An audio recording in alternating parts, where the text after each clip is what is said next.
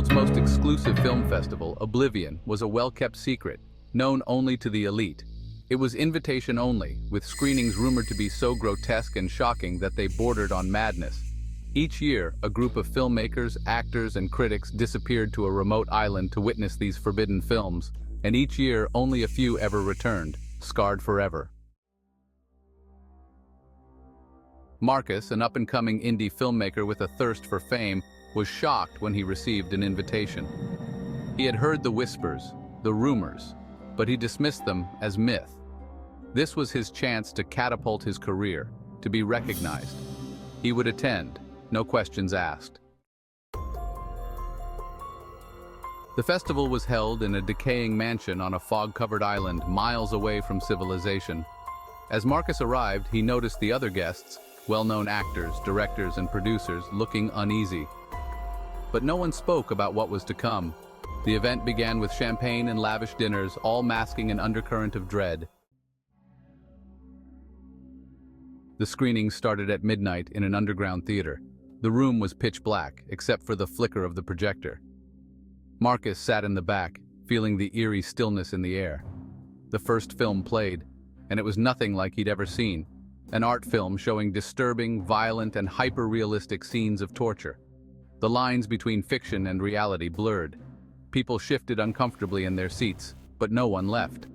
After all, these were the chosen ones, the elite. Fear was not an option, but Marcus felt something gnawing at him. This wasn't just shock value, there was something real in those films. As the screenings continued over the next few days, they grew more visceral, more violent. The audience watched in stunned silence as each film depicted the brutal deaths of people who looked eerily familiar. Marcus recognized some faces, famous actors who had retired from public life. They were dead in the films, tortured, mutilated in the most grotesque ways imaginable. The audience began to thin. People would disappear from their rooms, never to return. No one talked about it, but Marcus noticed the empty chairs. The festival organizers said nothing, continuing the screenings as if nothing was wrong. On the third night, the final film was announced, the final cut. It was supposed to be the masterpiece of the festival, directed by an anonymous filmmaker. Marcus sat on edge, gripping his seat as the lights dimmed. The film began with a handheld camera shakily moving through the darkened halls of a mansion. It felt disturbingly familiar. As the camera moved through the halls, Marcus's heart sank. It was this mansion, the very one they were all sitting in. The film showed the hidden rooms, the dungeons beneath the mansion, filled with shackled, screaming victims. It was a snuff film, more graphic and real than anything they'd seen before. Then came the ultimate shock. The camera turned a corner, entering the theater they were sitting in. The audience in the film looked eerily similar to the real audience. Same clothes, same faces. It was them. Marcus's heart raced. He began sweating, his mind struggling to comprehend what he was seeing. The film zoomed in on a specific figure, him, sitting exactly where he was now, staring at the screen in shock. Suddenly, the screen cut to black. The projector clicked off and the lights flickered back on, but something was horribly wrong. The theater was no longer the same. The seats were now stained with blood. The people around him looked different, disfigured, mutilated versions of themselves. Their eyes hollow, their mouths twisted into silent screams. Marcus looked down at his hands, covered in blood. In front of him on the stage, the festival organizers stood in a line, smiling wickedly. "Welcome to the final film, Marcus," the host said, his voice dripping with malice. "You've always been part of the show." The realization hit him like a freight train. This wasn't a festival showcasing films, it was a production. They were the actors, and the entire time, their fates had been sealed. A piercing pain shot through Marcus's head. His vision blurred. He looked down at his body, his limbs not responding. Something was controlling him. A cold, mechanical voice boomed through the theater. "You've all been watching, haven't you? But the truth is, we've been watching you." Suddenly, Marcus's body moved on its own, walking towards the stage. No matter how much he fought it, he couldn't stop. The other survivors did the same. Their bodies were puppets, controlled by invisible strings. The festival organizers began applauding. "You see, the host continued. This isn't just a festival, it's a live performance, and you, Marcus, are the star of the grand finale. Before he could scream, Marcus felt a searing heat at the back of his skull. He collapsed to the ground, writhing in agony as the world around him disintegrated. His skin burned, peeled away, revealing wires, circuits, and cold metal underneath. He wasn't human. None of them were. In his final moments, as the audience clapped and cheered, Marcus understood the terrifying truth. They had never been human. This was all an experiment. A film not of flesh and blood, but of androids programmed to believe they were alive. His mind flickered as the lights dimmed once more. The show was over, and somewhere, deep in the bowels of the mansion, the cameras were already rolling for next year's festival, as new androids, new stars, were being manufactured for the slaughter. The camera flickered to life, illuminating a bare room with dim, industrial lighting. Concrete walls, cold and silent, pressed in on the lone figure bound to a wooden chair in the center of the frame. She was gagged, wrists tied behind her back, her eyes wide with panic, darting between the screen before her and the looming shadow in the doorway. "Welcome back, dear viewers," a voice drawled from behind the lens. The sound was smooth, hypnotic, but with an undercurrent of something far more sinister. "Tonight, you decide. Shall we begin?" A quick zoom in on the woman's face, the raw fear etched across her features, her breath shallow, shoulders quivering. But no pleas. Not yet. The audience didn't need them. They could see everything in her trembling lips, the rapid rise and fall of her chest. The feed switched to a live chat window, comments flooding in faster than the screen could process. "Make it slow. Start with the fingers. Let's see her scream." A hand emerged from the shadow, placing a gleaming knife on the table beside her. The chat went wild, hundreds of votes cast in seconds. The result? Slow. With deliberate, almost gentle precision, the masked figure moved behind her, lifting the blade to the soft, vulnerable skin of her neck. Her eyes squeezed shut as the cold steel grazed her flesh, just enough to draw a single drop of blood, a warning of what was to come. "Let's start here," he whispered almost tenderly, as the blade slid down her shoulder to her hand. She didn't scream, not yet, but her teeth clenched, the veins in her neck taut like cables ready to snap. The first cut came, across the knuckle of her index finger, a shallow gash, a drop of blood. The screen zoomed in again to capture the audience's prize, that split second when the pain hit and her body jolted. The audience savored it. Her agony was their entertainment. "Take them one by one," the top comment urged. The figure obliged, lifting the knife again. He didn't hurry. He let them watch. They wanted suffering, not death. Not yet. Each slice was slow, careful and precise, as if he were an artist, and she his canvas. A moan escaped her throat, muffled by the gag as the skin peeled back, revealing raw pink tissue underneath. Her breath quickened, eyes wide, filling with tears she refused to let fall. "Shall we stop?" the voice asked, his gaze flickering to the screen where the viewers cast their votes. "No."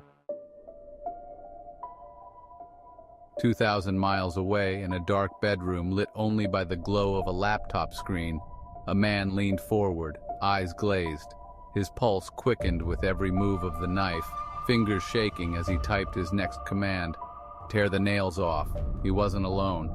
The live chat buzzed with excitement, each vote a ripple in a tidal wave of depravity. Some laughed, others screamed their approval, but one thing was constant. The audience was in control. They were the directors of this horror show, and they were ravenous for more.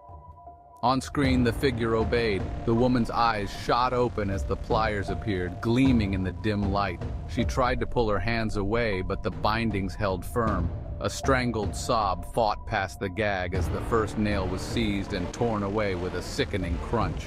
The chat went wild again, emojis flooding the screen, egging him on. She was breaking. The steady rise and fall of her breath had become erratic, ragged. Her body twitched involuntarily now, trying to flee the pain that surrounded her. But her eyes, Her eyes still fought, still begged for mercy that would never come, not from the audience. Her torturer stood before her, a grotesque smile beneath his mask. "Well, folks, we're almost there. Time for the grand finale. You decide, does she leave in one piece or do we split the difference?" The chat exploded in a frenzy. Some wanted her to die slow, some fast. But the most popular option, the one that won, was the one that turned even more stomachs. Both. He nodded slowly, turning back to her. The audience has spoken. The knife gleamed again as it was raised high. She let out a muffled scream, her body shaking violently against the restraints, her eyes rolling back. And then, silence. The camera lingered on the aftermath, broadcasting every last moment until the screen went black. In homes scattered across the world, viewers closed their laptops, their pulses still racing, some exhilarated, others numb. They would return tomorrow to vote again, to see the next victim's fate decided in the same cold, detached manner. But in the quiet moments after the show, behind the safety of their screens, a darker truth gnawed at them, one they could not ignore. They were no longer just spectators, they were participants. And in the next episode, maybe they wouldn't be so far from the action. The camera feed flickered off, but not before catching a fleeting shot of the woman's lifeless body. The chat, still a hurricane of excitement, continued to buzz for minutes after, discussing every detail of the show. But in the control room, a different conversation was happening. Behind the lens, the masked figure removed his hood. His face, middle-aged and severe, seemed at odds with the gore he had just inflicted. He leaned back in his chair, scanning the rows of monitors that displayed hundreds of darkened rooms, each one showing a different viewer, lit only by the glow of their screens. He didn't smile. His eyes hardened as he watched them, taking notes of their behavior, their votes, the moments they lingered. "Do you see?" A voice echoed through the room, a voice not his own. The man didn't flinch. "I see. Good. You know what happens next," the voice said. He nodded. He knew what was coming, but this time it wasn't part of the script. He glanced at the main monitor, where a countdown appeared. 24 hours. The clock had started ticking.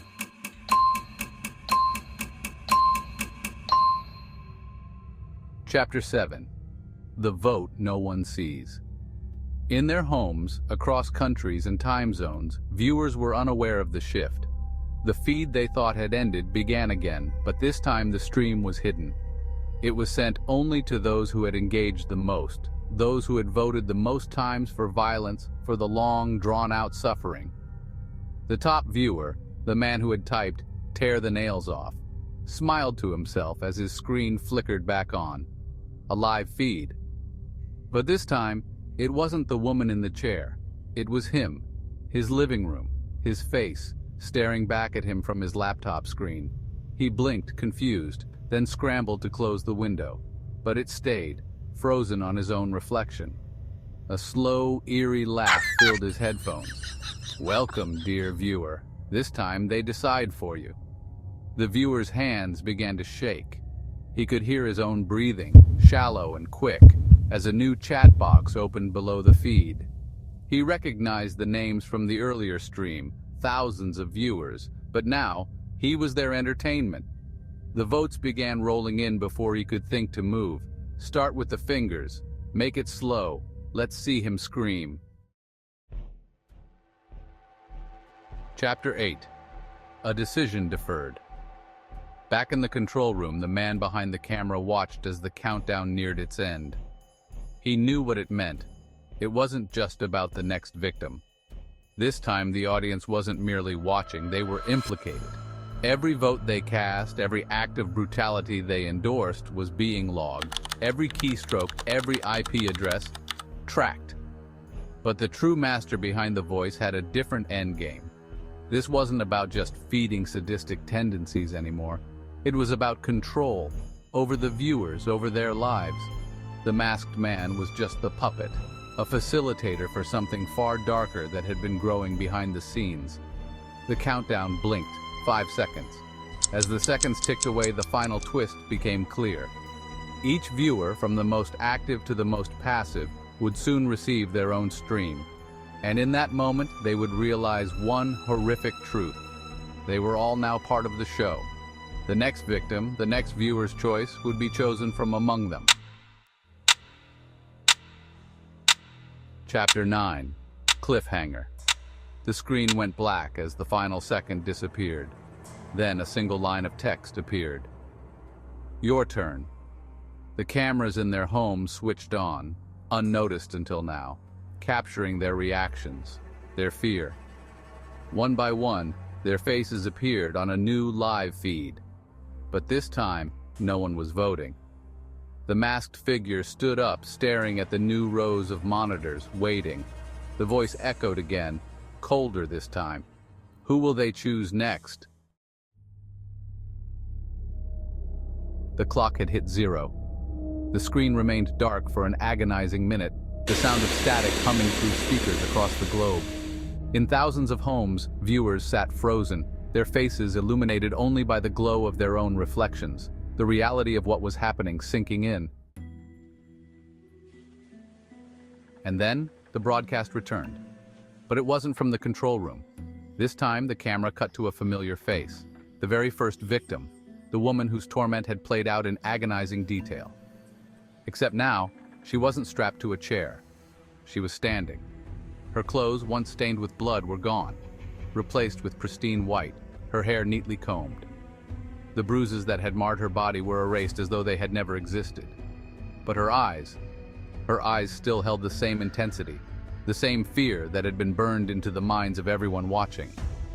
She stood in the middle of a room, identical to the one from the previous episodes, but there was no masked figure this time. There was only her. She opened her mouth, her voice raw and hoarse but clear. "You thought you were watching us," she said, her words slow, deliberate. "But we were watching you." The feed cut to another room, and another, and another. Each time a victim previously tortured in the show was now standing alive and whole, staring into the camera as though they could see the viewers directly. "We've been here all along," the woman continued, "and now, we're coming for you." The viewers at home felt their hearts freeze as their own cameras, hidden until now, panned around, slowly focusing on their terrified faces. One by one, their reflections flickered on the screen, no longer anonymous.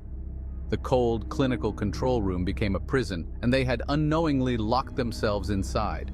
Suddenly, the image of the woman on screen glitched.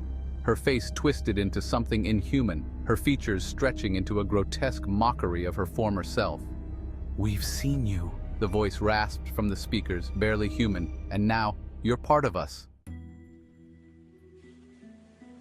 A deafening silence followed.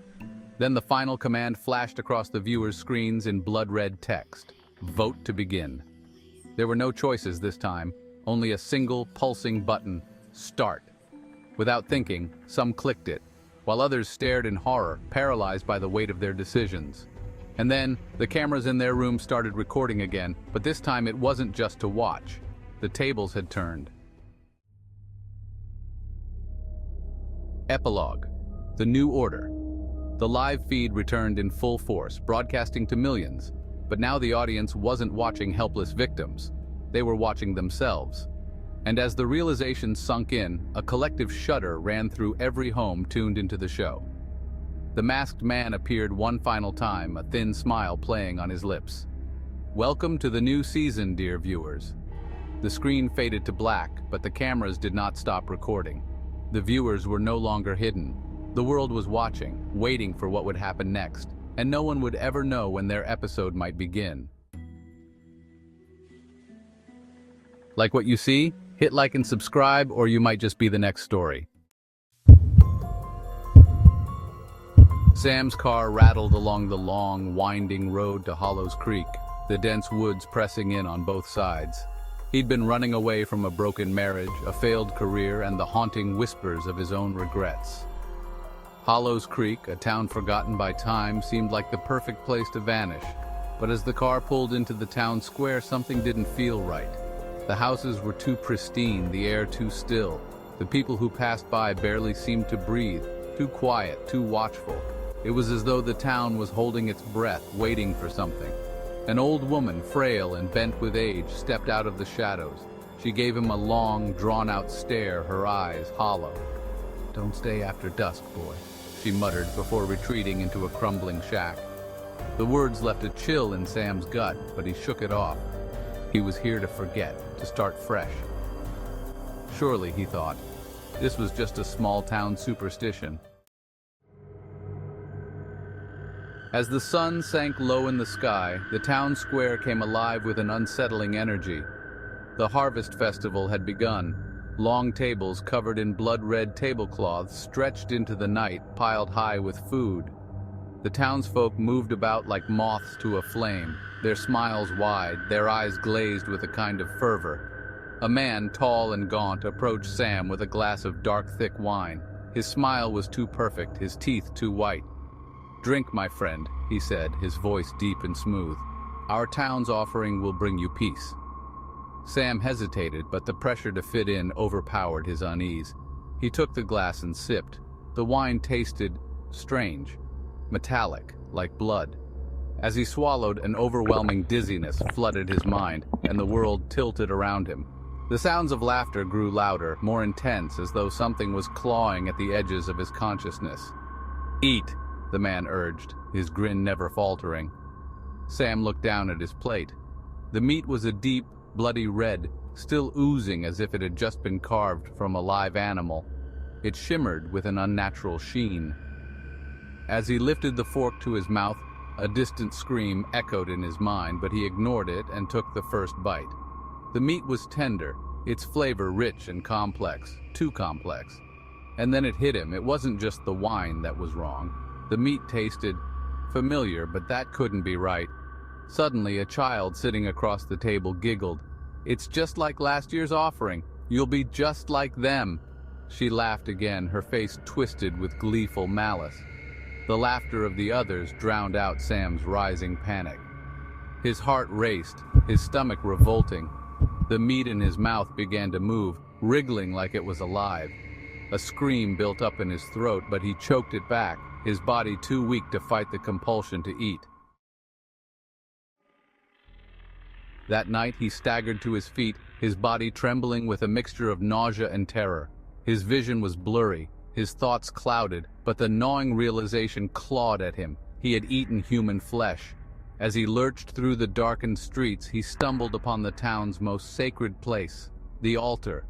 The stone slab was slick with fresh blood, glowing faintly under the moon's light.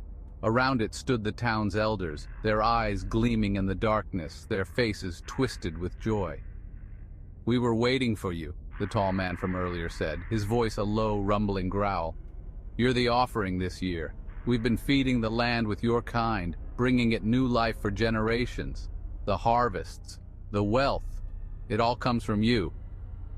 Sam stumbled backward, his heart pounding in his chest. "What the hell are you talking about? No, I don't. You don't get it, do you?" The elder smiled, stepping forward. His teeth were sharp, blood-stained. "Every year one outsider is chosen. We feed you, we break you. And in return the land thrives. The crops, the livestock, they grow fat and plentiful on your blood." The ground beneath Sam's feet seemed to shift. The moonlight gleamed on the altar and he saw something moving, a body, twisted, bent at unnatural angles. His breath caught in his throat as he realized the truth. They weren't just eating him. They were turning him into the next sacrifice. Before Sam could scream, they descended on him, grabbing him by the arms and dragging him to the altar. A sharp, agonizing pain shot through his spine as they cut into his flesh, carving runes and symbols that burned like fire. He tried to fight, but his limbs were paralyzed by the wine, his body too weak to resist. He felt his skin tear, felt the warm blood flow, but it didn't feel real. It was like a nightmare, like he was already slipping away. Through blurred vision, he saw Mara, the woman who had warned him, but her eyes were vacant now, empty. She was part of this ritual, just like the others, trapped forever, bound to the land by the same curse. The final moment came when they plunged the blade into his chest, severing his heart. His scream died in his throat as his life drained away, leaving only emptiness behind. The blood pooled on the altar, and as it sank into the earth, the crops began to glow. The crops in Hollows Creek had grown unnaturally large, vibrantly colored vegetables that seemed almost too perfect, glistening under the fall sun. But no one questioned it. The townsfolk were content, their eyes glazed with satisfaction, knowing they had survived another year. Emma, the new visitor, wandered through the town, marveling at the lush fields. She had arrived just as the festival preparations began, unaware of the dark rituals lurking beneath the surface. But as she walked through the town square, a shiver crawled up her spine. There was something about the way the people watched her, too eager, too expectant. Mara, now a part of the town's spirit-bound collection, approached her from the shadows. "You don't want to stay here," she whispered, her voice almost drowned by the wind. "You're the one they want." Emma recoiled. What? What are you talking about?" "You've been chosen," Mara continued, her hollow eyes fixated on her. "Just like them, just like me, just like Sam. There's no escaping it once you've set foot in this town. They will feed on you." Before Emma could respond, the townsfolk descended upon her, their smiles widening in sickening delight. They grabbed her, forcing her toward the barn where the feast would begin. She struggled against their grip, but it was as though their hands had been made of iron, unyielding and cold. In the barn, Emma was chained to the altar, her heart racing as the townsfolk gathered around her. They hummed in eerie unison, chanting words she couldn't understand. A tall figure emerged from the crowd, the elder from last year's harvest. "We welcome you," he said, his voice echoing around her, to the tradition of Hollows Creek. "You will be the harvest, and in return, the land will offer prosperity to us all." Emma's stomach twisted. "What the hell are you talking about? You can't do this to me." The elder grinned. "Oh, but we can. You see, it's not just you we feast on. The land itself feeds on you, on your essence, your soul. You become part of it, and in return the town survives." The townsfolk encircled her, their eyes glistening with hunger. As the ritual began, the blood was spilled, and the air grew thick with the stench of death. Emma screamed, the pain unbearable as the ritual knife carved into her skin. Her vision blurred, her body fading under the relentless assault. But then, just as she felt the pull of darkness, something strange happened. As Emma's life slipped away, a strange sensation washed over her. A voice, deep and ancient, whispered in her mind, "This is not your end, Emma. Not yet." Suddenly, the altar beneath her began to crack, the stone splitting down the middle. The ground trembled and the town square seemed to warp, the air thickening with a force far beyond what Emma had ever imagined.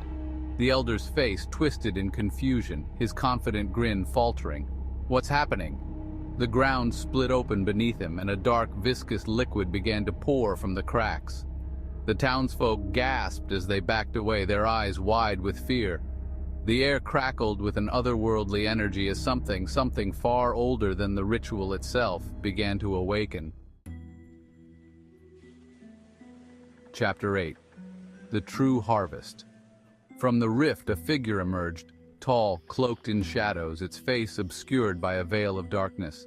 Its presence was suffocating, filling the space with a cold that no living thing could endure. The elder fell to his knees.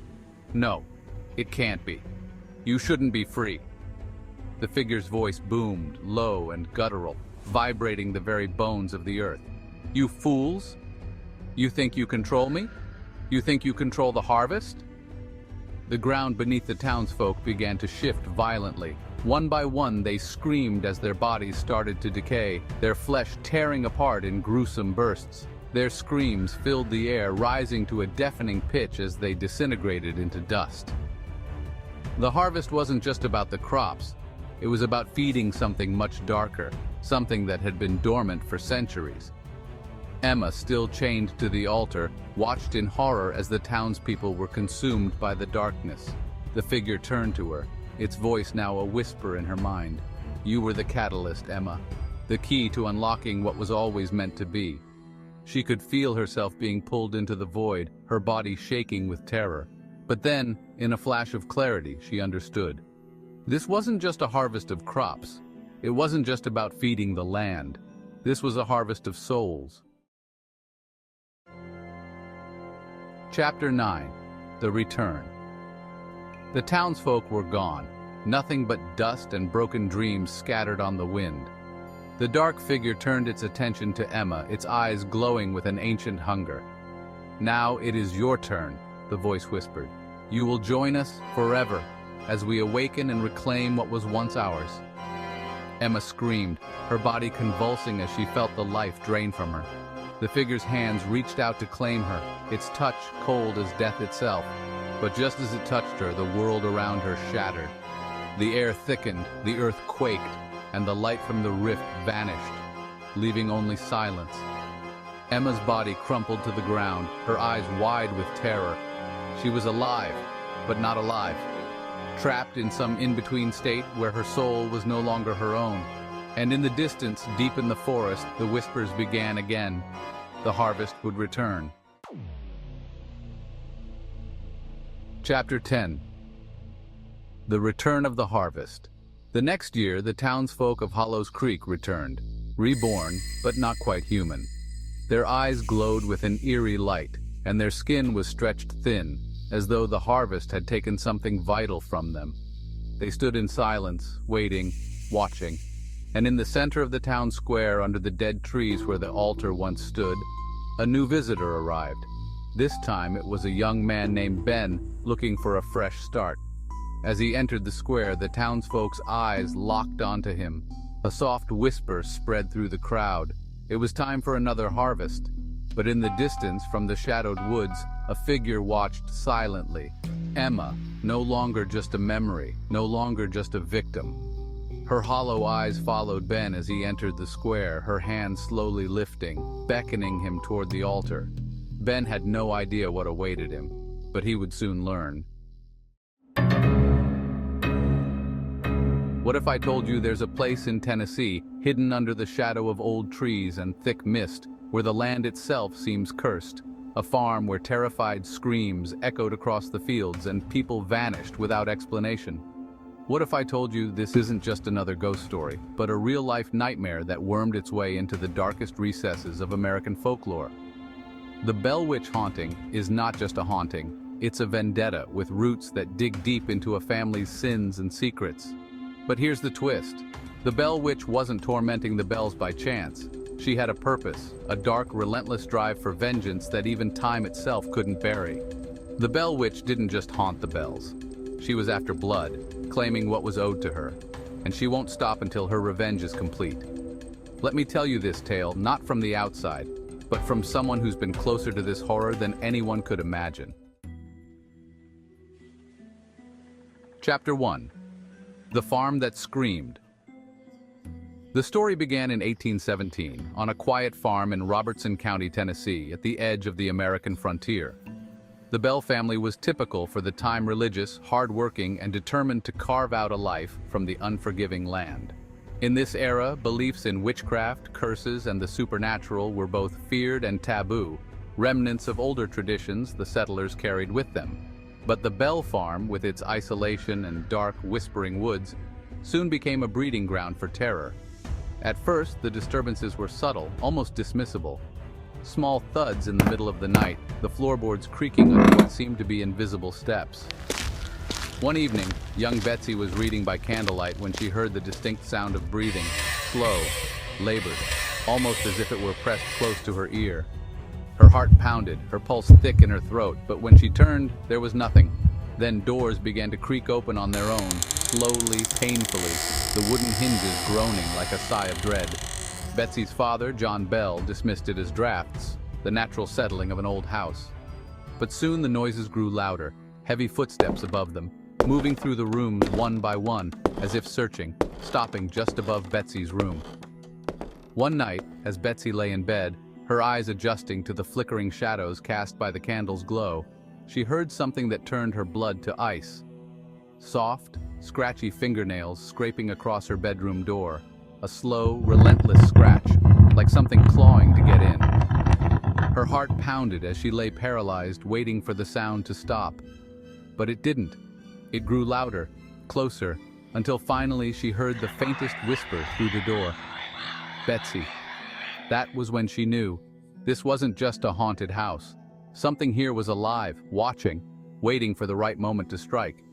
And the bells were trapped with it. It wasn't long before the sounds evolved into voices. Betsy heard her name whispered in the darkness, calling to her in a voice that seemed to change from a woman's soft tone to a childlike giggle. Then one night she saw it, something shadowy with piercing eyes, lurking in the corner of her room. From that night, the Bell family was never the same. Chapter 2. The Witch's Curse. As weeks turned to months, the Bell family's haunting worsened, each night seemingly darker, more suffocating than the last. Word of their torment spread through Robertson County, and the townsfolk whispered one name with fearful certainty: Kate Batts. Kate had been an outcast, a widow known for her peculiar habits and sharp tongue, often seen brewing potions in the moonlight and whispering incantations that sent shivers through the townsfolk. Some claimed she practiced dark magic, while others whispered that she had descended into madness following her husband's mysterious death. She'd been known to quarrel with John Bell over a disputed land deal, and her last words to him, "If I die, I'll haunt you," were spoken with a bitter, venomous conviction.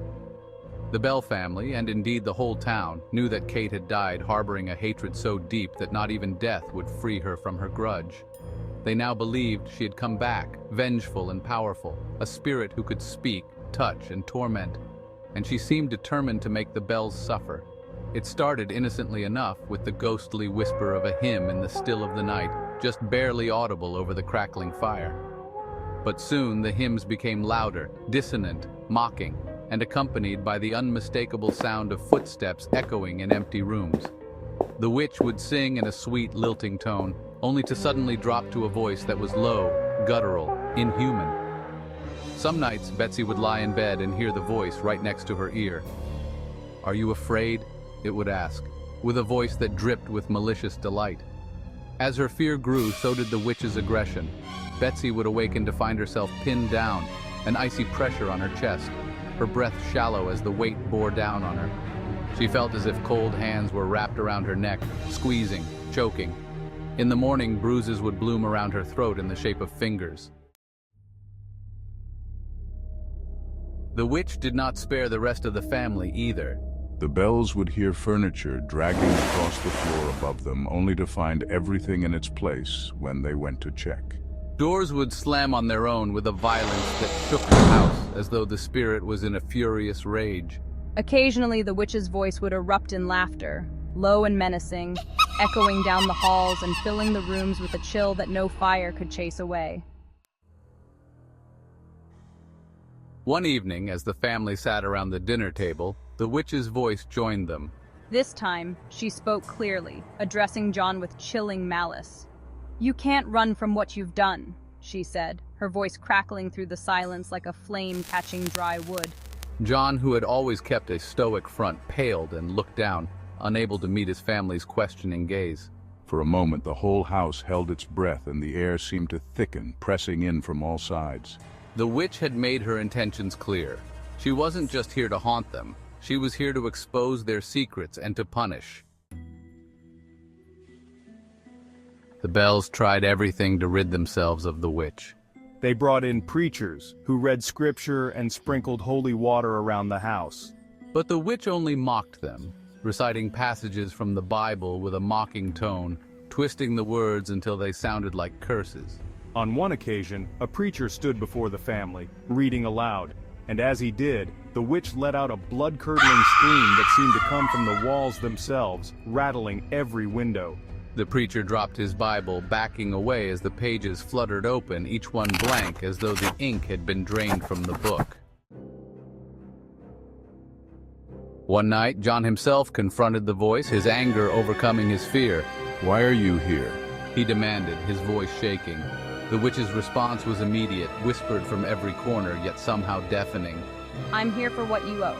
The chill of her words froze him in place, and in the silence that followed, he realized that whatever she was after, it was something only he could give. It was then that John began to realize the witch wasn't just here to scare them. She was here to exact a punishment, one that wouldn't end with simple screams or cold hands in the night. As the nights grew darker and the witch's presence more sinister, a mysterious stranger arrived in Robertson County. His clothes were dark and worn, his face hidden beneath the shadow of a wide-brimmed hat. He carried no luggage, no horse, just a leather-bound journal tucked beneath his arm, thick with strange symbols and drawings. He knocked on the Bell family's door, his eyes piercing through the gloom, and introduced himself as someone who studied the dark things. When John Bell led him into the dim parlor, the stranger seemed to inspect every corner of the room, as if he could see things hidden from the Bell family's sight. His gaze lingered over Betsy, his face twisted into a frown, as though he sensed the fear that clung to her. The witch has a reason for being here. She doesn't haunt without cause. What reason? John demanded, his voice cracking under the strain. The stranger's eyes locked onto his, and for a moment John felt something probing, prying, as if this man could see into his very soul. Some secrets should stay buried, but the soil here is restless. She's after blood, John, and she won't stop until she gets it. The family shivered, each of them feeling the weight of those words settling around them, an invisible shroud of doom. That night, as the stranger sat by the fire, John couldn't shake the feeling that the witch's eyes were watching them both, gleaming from somewhere deep within the shadows. As the haunting grew more brutal, John Bell could no longer deny the truth lurking in his past, a dark secret buried, quite literally, beneath the ground he now walked. Years ago, in the midst of a bitter land dispute, John had struck down a man who dared challenge him. But it wasn't just any rival. This man, whose name was lost to time but whose blood still seemed to stain the soil, had been a friend of Kate Batts, a confidant who had fought for her family's rights and who believed John had swindled her in the land deal. John remembered it too well. In a fit of rage, he'd taken his enemy's life, silencing his screams with a rock to the head. He'd buried him in a shallow grave beneath an old, gnarled tree, and for years, he believed the past had been put to rest. But Kate had never stopped searching for answers after her friend went missing, convinced that John Bell was to blame. It was this fury that had led her to curse the Bell family on her deathbed, vowing that her spirit would not rest until vengeance was served. The stranger, it turned out, was tied to this bloody history in ways John hadn't expected. He was a distant relative of the man John had killed and a distant cousin of Kate Batts, bound to her by blood and by the ancient promise of retribution. The stranger's purpose was more than a simple warning. He had come as an extension of Kate's curse, her blood-bound kin who would ensure that her wrath was fully realized. The stranger looked at John with something dark and sorrowful, almost as though he were a reluctant participant in this haunting. "You thought you could bury the past," he whispered, his voice like the crackle of dead leaves in a cold wind. "But blood remembers, and Kate's vengeance reaches beyond the grave." As the stranger's words sank in, John began to hear whispers echoing around him, voices from the trees, calling out for justice. The very ground beneath his feet seemed to shudder, rejecting the body he'd buried, refusing to keep his secret hidden any longer. As John's health declined, he became convinced the witch was poisoning him. His skin grew pale, his body weak. The family watched as he wasted away, terrified and helpless. On his deathbed, John tried to confess his guilt to his wife, but his voice was faint, and the witch's laughter drowned him out. The air in the Bell household grew thick with dread as the witch's revenge unfolded like a grotesque play, each act more harrowing than the last. With John Bell dead, Kate Batts unleashed her fury upon the remaining family members with a vengeance that left no room for mercy. The spirit that had tormented John was now free to turn her wrath on those he had loved. It began with young Betsy, who found herself at the center of Kate's sinister focus. Each night, as she lay trembling beneath her covers, the whisper of the witch seeped through the cracks in the walls. "You think you can escape me?" it would hiss, laced with venom. The air in the room grew cold, shadows twisted into ghastly shapes that danced in the flickering candlelight. Betsy would wake with screams caught in her throat, finding deep, purple bruises on her arms, marks left by an unseen force that left her thrashing helplessly. The witch's presence loomed large, making her feel as though she were being watched, every movement scrutinized by the spirit of vengeance. Lucy, John's wife, began to experience vivid nightmares filled with images of her husband's treachery, waking in a cold sweat, convinced that Kate's ghostly figure was looming over her, judging her for her husband's sins. Each night, Lucy's spirit dimmed further, her vitality draining as despair took root in her heart. The echoes of Kate's laughter filled the house, a reminder of the vengeance that coursed through the air. Even the farm itself seemed to turn against them, with the creaking floorboards sounding like the whispering accusations of the dead. Objects would shift from their places, and the scent of decay would fill the air, suffocating the family in a miasma of dread. The whispers would grow into screams, the very walls seemingly alive with Kate's fury. "Your family will suffer because of you," the voice echoed, a chilling proclamation that drove Lucy deeper into madness. The townspeople, drawn by tales of the witch's curse, began to gather outside the Bell home. Curiosity turned to fear as they witnessed the terror unfolding within. Some came with crosses and prayers, hoping to cleanse the house of its malevolent spirit, but Kate only reveled in their failure. She thrived on the chaos she created, a puppeteer pulling the strings of despair and fear. The stranger, still lingering in the shadows, observed the family's unraveling. He was a reluctant witness to the witch's wrath, feeling the weight of the blood debt as it grew heavier. "Some debts can only be repaid in blood," he had warned John, and now those words echoed ominously in Lucy's mind. Each passing day saw the Bell family descend further into torment. Betsy was tormented not only by the witch's wrath, but also by the growing suspicion that her mother, Lucy, was losing her grip on reality. The family fractured, unity dissolving in the face of unrelenting supernatural horror. With John gone, it became clear that the witch's revenge was not merely a haunting, but a full-blown siege against everything the Bells held dear. As the family spiraled into despair, one thing became undeniable. Kate Batts had returned, and she was ready to claim her vengeance, one soul at a time.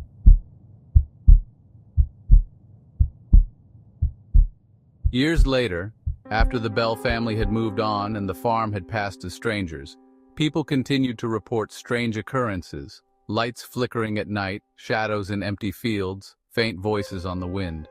Some claimed they could hear the witch's laughter still, echoing through the woods. One evening, an old man came to the farm, walking slowly with a cane, his figure just a shadow against the setting sun. He walked to a spot in the field where the earth seemed unnaturally disturbed, and paused. In the silence, he muttered to himself, as if in conversation with the air, "I'm sorry, I know what I did, but it was all for family." The man turned and looked at the farmhouse, a haunted look in his eyes.